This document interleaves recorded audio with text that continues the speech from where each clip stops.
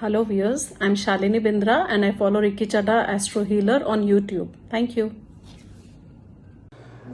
मित्रों नमस्कार, रिकी चड्डा astro healer से पिछले कुछ मेरे ख्याल से 3-4 दिन हुए किसी व्यक्ति ने मुझे कांटेक्ट किया और मुझे उसने एक दरख्वास्त भेजी थी कि थोड़ा सा D1 चार्ट और D9 चार्ट यानी कि जो लग्न चार्ट है और जो नवमास चार्ट है उस पर कुछ मैं उस पर कुछ रोशनी डालने की कोशिश करूं। मैंने बोला ठीक है। सबसे पहले इसके बारे में बात करने से पहले मैं आपसे एक गुजारिश करना चाहता हूं। देखिए, हमारे नवमास चार्ट को देखने से पहले इस बात का आपको पूरी तरह से पता होना चाहिए कि हर लग्न लगभग 2 घंटे में बदलता है, लेकिन ऐसा नवमास के साथ नहीं है। नवमास चार्ट कुछ मिनटों में बदल सकता है और इसीलिए नवमास को पढ़ने के लिए आपको ये सुनिश्चित करना होगा कि जो व्यक्ति आपके समीप बैठा है, जो आपके कंसल्टेशन में है, क्या उसका बर्थ टाइम परफेक्ट है या नहीं है, वरना आपका कहा हुआ हर शब्द, हर बात गलत हो सकती है। तो पहले आपको यह सुनिश्चित करना होगा कि क्या वो व्यक्ति जो अपना समय बता रहा है, क्या वो समय उसका सही है या नहीं। और उसके भी अपने कुछ तरीके होते हैं। कुछ हम बर्थ टाइम रेक्टिफिकेशन के अंदर कुछ सवाल करते हैं और लगभग वहां तक लाते हैं कि हाँ, ये बिल्कुल सही समय लगता है हमें। देखो, अधिकांश लोग जब शादी करते हैं,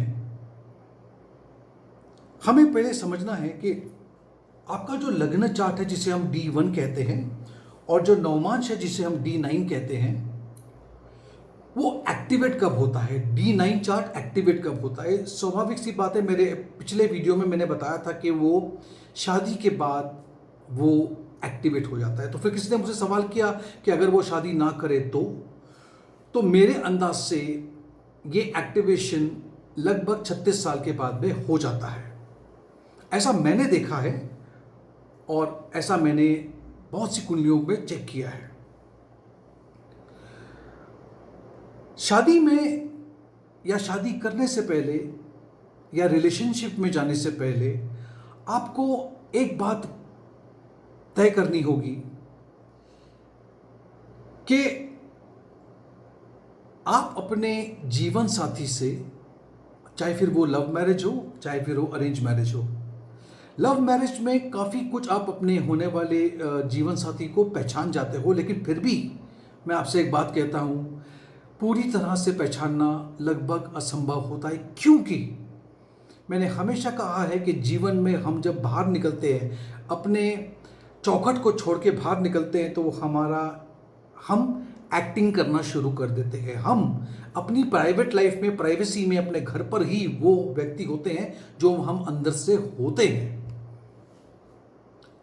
मैं आपसे कहना चाहता हूं, जब मैं कहता हूं कि आपको ऑनेस्टली अपने जीवन साथी को अपनी पर्सनालिटी बतानी होगी, चाहे फिर वो आपके प्लस पॉइंट्स हो या आपके नेगेटिव पॉइंट्स हो, आपको सभी कुछ बताना होगा उसे कि ये मेरे में अच्छाइयां हैं और ये मेरी बुराइयां भी है, ताकि सामने वाले को, और उसी तरह से सामने वाला भी अगर आपको बताएगा तो आप दोनों में एक समावेश बन सकता है।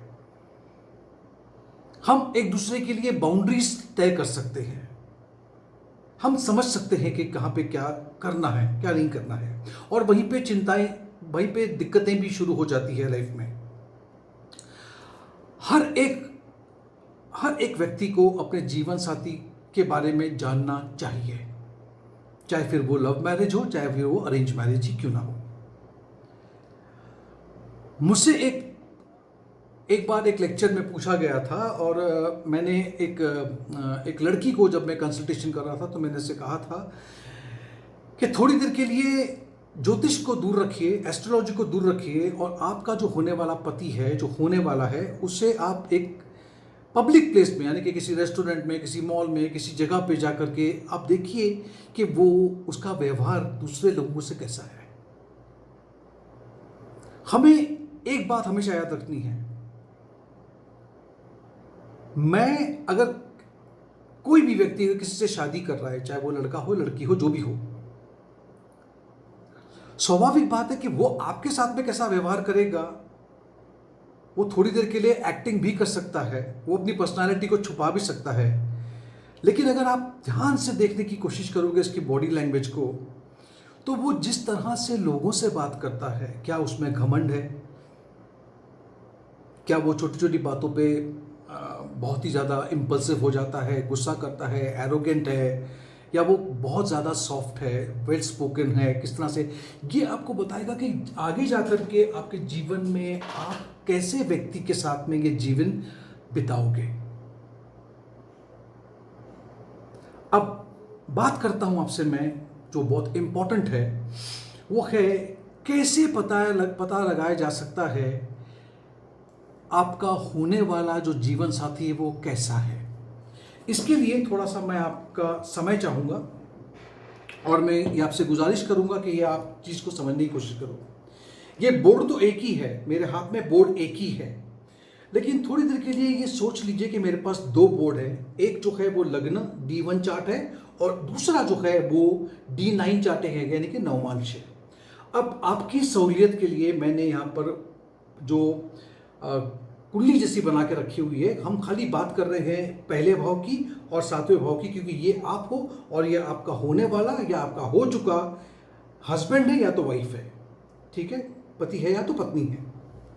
ये आपका लग्न चार्ट है। अभी हम नवमांश की तरफ नहीं गए हैं, हमें पहले पता लगाना है कि आपका जो सातवां घर है, अभी इस चार्ट में जरूरी नहीं कि आपका चार्ट ऐसा ही हो, लेकिन इस चार्ट में आप देखोगे कि 7 नंबर यानी कि ये तुला राशि है। तुला राशि के जो स्वामी है वो शुक्र है। हमें देखना है कि ये दूसरे बोर्ड पे आ जाओ। अभी हम दूसरे बोर्ड पे आ रहे हैं। दूसरा बोर्ड यानी कि नवमांश में देखो कि ये जो तुला राशि के स्वामी हैं शुक्र, वो नवमांश में कौन से घर पे, कौन से साइन में और जिस जगह बैठे हैं तो उनके स्वामी क्या है। अब मान लो, थोड़ी देर के लिए मान लो कि अब मैंने ये चार्ट हटा दिया और दूसरा चार्ट अपने हाथ में ले लिया, ये नवमांश है और ये वर्गोत्तम चार्ट है मेरे हाथ में। और मान लो कि ये 10वें घर के अंदर, उस चार्ट में 10वें घर में जो मकर राशि है, यहां पर जाकर के शुक्र बैठ गए हैं। तो स्वाभाविक सी बात है कि इनके जो स्वामी है वो है शनिदेव।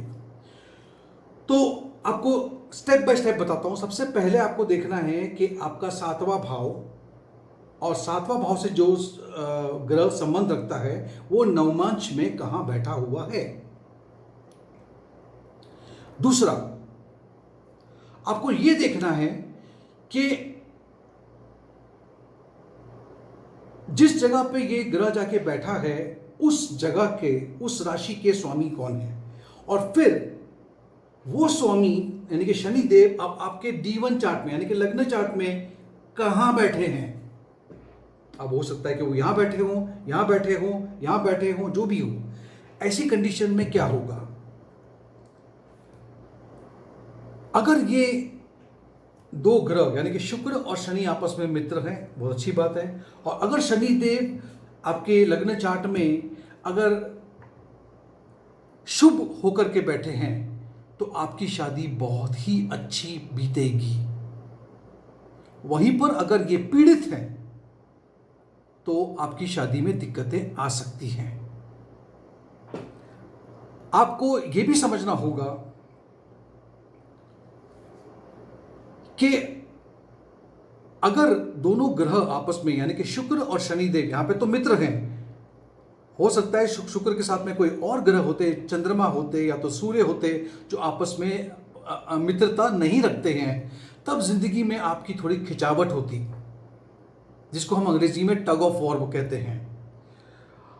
आपको शनिदेव को देख करके, मैं आज इस जो मैंने आपको उदाहरण दिया उसकी बात करता हूं। शनिदेव को देख करके आपको पता पड़ेगा कि मेरा जो होने वाला पति है या पत्नी है तो उसकी जो पर्सनालिटी जो है वो शनिदेव कहाँ बैठे हैं और किस किस घर को देख रहे हैं, उसके मुताबिक वो पर्सनालिटी बनने वाली है। वैसा वो पति या पत्नी हो सकते हैं, उसका स्वभाव कैसा हो सकता है। इस वीडियो को मैं ज़्यादा लंबा नहीं खींच रहा, उसका एक कारण है क्योंकि इसी वीडियो को कंटिन्यू करूंगा मैं नेक्स्ट इसमें, जहां पर मैं बताऊंगा आपको कि आपके होने वाले जीवन साथी का स्वभाव कैसा होगा। ये जानने के लिए हमें उस नवमांश और D1 चार्ट को दोनों को कैसे मिलाना है और कैसे देखना है, इसके बारे में हम डिस्कस करेंगे मेरे अगले वीडियो में। इस वीडियो को देखने के लिए बहुत बहुत शुक्रिया। आपका रात हो गई है तो गुड नाइट और थैंक यू सो मच।